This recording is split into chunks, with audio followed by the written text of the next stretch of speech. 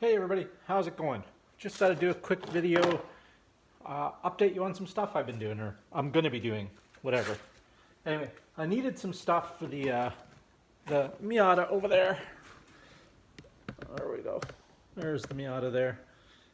I gotta change the crank, the timing pulley on the crank on these Miatas, the 1.6 liter, the first generation, the keyway that the crank pulley sits on gets, if somebody's done the timing belt and hasn't torqued the crank bolt properly, it'll loosen up and the pulley will wobble back and forth till it wears out the keyway, and then the car runs really shitty. It'll stall, lack of power, just it throws the timing out, so it just makes it really bad. There's a fix that involves, I gotta take everything apart, take the front end all apart, take all the pulleys off. I have new key coming, new crank pulley, new crank bolt, four new pulley bolts to hold the pulley on, and one of the keys is using Loctite to hold the crank bolt on, and also around the pulley itself to help stick it to the shaft. But to fill in the gap, the worn out spot on the keyway and the crank, there's another Loctite that's like a metal putty. It's like a JB Weld, except like way better. This has been done with JB Weld and it doesn't last as long, whereas people have done the Loctite all metal, it's called, or something like that. It's lasted hundreds of thousands of miles, not kilometers, miles. So I got this Loctite in the mail and I'm still waiting for the other one. It should be here tomorrow. This was something I ordered. This is the trunk latch for the Volkswagen Jetta that I ordered about 4 months ago. Meanwhile, I've fixed the old one, so I don't know. I'll probably just sell this one. Never order from that seller again. I don't remember who the seller was, but yeah, terrible seller. When I figure out who I bought it from, I'm going to leave them terrible reviews. This is yet another timing or a serpentine belt tensioner. This one's for the Saturn that I'm working on. So this was all stuff I was going to do this week, but it's just been really crazy busy at work and stuff, which is better than the alternative, right? So anyway, so I got that stuff. Let's get that out of the way. I'm still waiting for some more stuff to come. There's a specific tool you need to do the pulley on the Miata. I ordered one. After I ordered it, finds out I'm not going to get it until like October. I contacted a guy in the local Miata club and he's going to lend me one. He works at a Mazda dealership and he said he'll lend me one on Monday or whenever I need it. Anyway, so the new Canadian Tire flyer came. I had to go pick up a few things. Wheel cleaner, Simon Eyes. I'm not very brand loyal with this stuff. It's, as long as it's acid based, it's pretty much all the same. That over there. Another thing I needed was a set of step drill bits. I use these things constantly. I have this one, but I lost these other two somewhere. Like, they're in the garage. I don't know where. But these are on sale. So I picked these up at Canadian Tire. They were like dirt cheap compared to the regular price. They were $13.99 for the three-piece step drill bit. They're only titanium coated, but the other ones I have lasted really well. So I got no problem with those. Next, this is what I really went to Canadian Tire for. This is the Maximum 7-piece impact socket set. They're with plastic sleeves. They're for lug nuts. Let's see if I can get this open. Ooh, I can get it open without cutting anything. And these are on sale for $39, regular $99. Sale started today. Zip tie everything closed, which is good, I suppose, because I bought a set before that was stabbed myself. Bun of a sitch. Anyway. So there you go. And they're just the nylon sleeved lug nut sockets. This is 1 1/16. So the sizes are as follows: 1 1/16, 1 inch, 7/8, 13/16, 21 millimeter, 19 millimeter, and 17. These will get the most use, but occasionally these see use. For $39, hell of a deal. I've had nothing but good luck with Maximum brand stuff. They're decent. Those are on there good. So yeah, and they're half-inch drive. So yeah, for that price, it's a hell of a deal. Couldn't resist. Now, another thing, some of you guys may have noticed this. There's a motorcycle engine on my bench. There's a box full of motorcycle engine parts. Coil, cables, various junk. I was looking for, some of you know I was looking for, well, maybe you don't know. I've been looking for a 2-stroke engine to put on a mini bike for a while. I was looking for a 125 or something.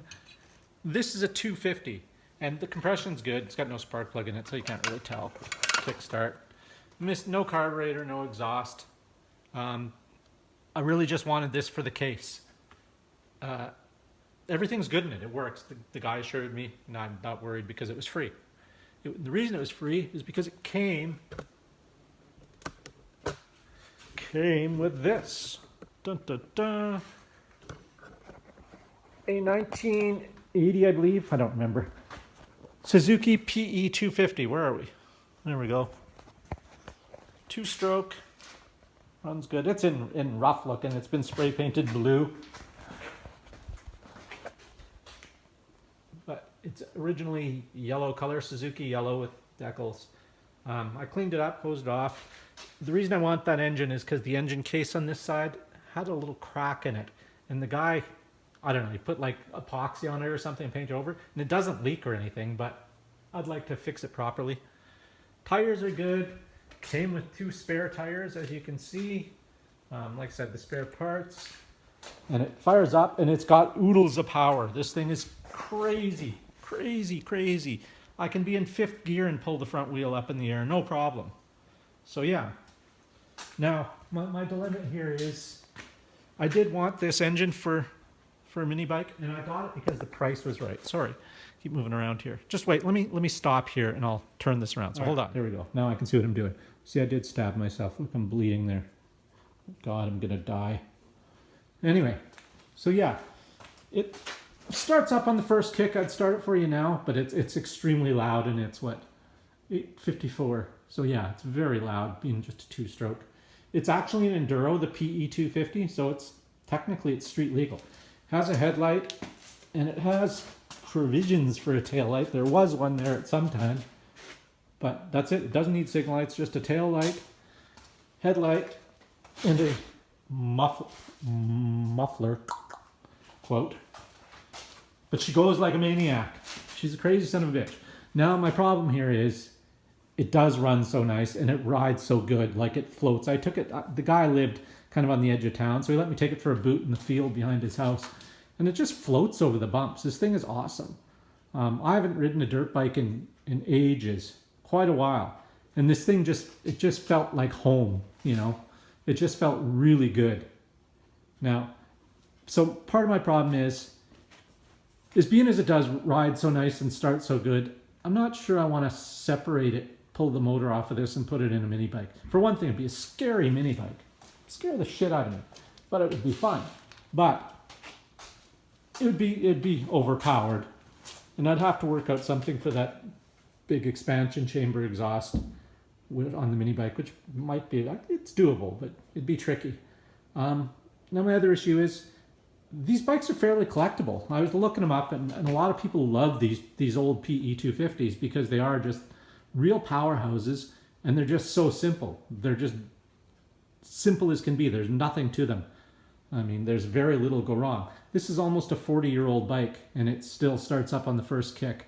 Now, I'm sure the top end's been rebuilt a couple times, probably re-ringed and that, but it's just awesome. It's a great bike. So my thoughts are now, I'm probably just going to clean up the plastics. The tank is plastic too. So I'll sand all that down, paint it back to Suzuki yellow, order a seat color on eBay for $50, and put some Suzuki decals back on it and sell it. See what I can get for it, or trade it for something more of what I'm looking for. The average price these are going for in decent condition, it's like $2,500. I paid $600. So if I put another $100 into it, or $200, I'm still way ahead of the game, and shouldn't have any problem selling it. I might have to sit on it over the winter if I don't get it done in time, but that's no problem. I'll just park it outside, throw a tarp over it. Yeah, it cleaned up good. The aluminum rims cleaned up good. It's a light bike too. It's only like 265 pounds or something. It's amazingly light, 250 to 265 or something like that. So it's really light, really powerful, really quick, and just, it's a lot of fun. It's a great bike, but also part of my problem with, I'd keep it just for riding around alone, you know, taking out dirt biking. But my problem is, with my arthritis, it's hard to swing my leg over that seat. It's not fun. I thought it was going to be difficult for me to kickstart it, but it's really not. It kickstart's fairly easy. But swinging my leg over that seat is a bit much. Now it's not terribly high, but it's high enough bike. It's not low. Oh, let me see. So this is my hip comes to, yeah, the top of my hip is right about there. So I'm swinging my leg over here quite a bit. Once you're on it, the shock sinks down a bit, and I can touch the ground with both feet. But yeah, whatever. So I don't know. I'll do something with it. Most likely, like I said, I'll probably just clean it up, paint the plastics back to yellow, and put some Suzuki decals on it and sell it. It doesn't really need much. It runs and drives great. Yeah, I'll probably change the engine casing on here before I do. So that's it. That's all I want to show you guys. Nothing new. Haven't done much else. I got the Mazda here waiting on parts before I can get at her and do what I need to do. Yeah. So there's lots of room to do this at least. I just got to take off this intake, pull the radiator out. The radiator's 2 bolts, take off the hoses, and I've got lots of clearance there to get at the, if you look down right there, that's the crank pulley. And it's easy.